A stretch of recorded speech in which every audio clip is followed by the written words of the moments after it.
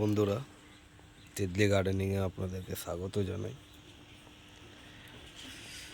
আজকে ভিডিওর টপিক নিয়ে এলাম যে আমরা প্রচুর ফুল কিভাবে পাবো।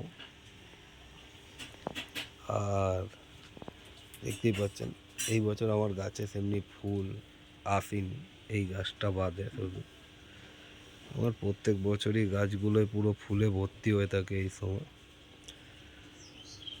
এই গাছটাতেও ফুল আসেনি, দুটো বড় গাছে, এইটাতেও সেমনি আসেনি। কারণটা হলো আমি এইবারে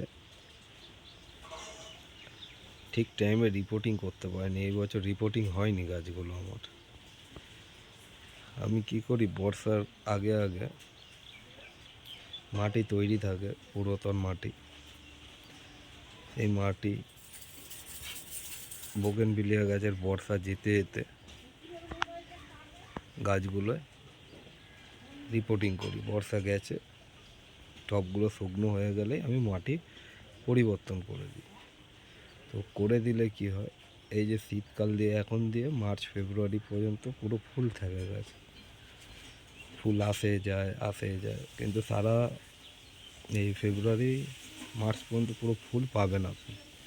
কিন্তু এই মোমেন্টেও আপনি রিপোর্টিং করলে কি হবে, এই সিজনের ফুলটা পাবেন না, এর পর দিয়ে ফুল পাবেন সব। যেই কারণে আমার করা হয়নি, তো ওই কারণে এই বছরে দেখুন টবে সেমনি খাবার নেই, বা যেইটুকুনি এসছে দেখলে আপনারা বুঝতে পারবেন, অল্প এসছে। নাহলে এইগুলো পুরো ভর্তি হয়ে থাকে ফুলে আমার। এই গাছটার মতো যে পাতা থাকবে না, পুরো ফুল থাকবে। আপনাদেরকে ক্লোজলি করে দেখাই, এমনি হয়ে থাকে।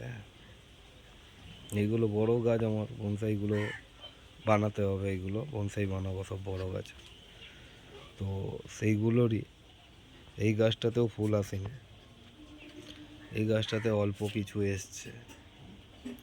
এই গাছটাতে বড় গাছগুলো কী হয়, খাবার দিতে হয়, খাবারও দেওয়া হয়নি, ফুলও সেমনি আসেনি।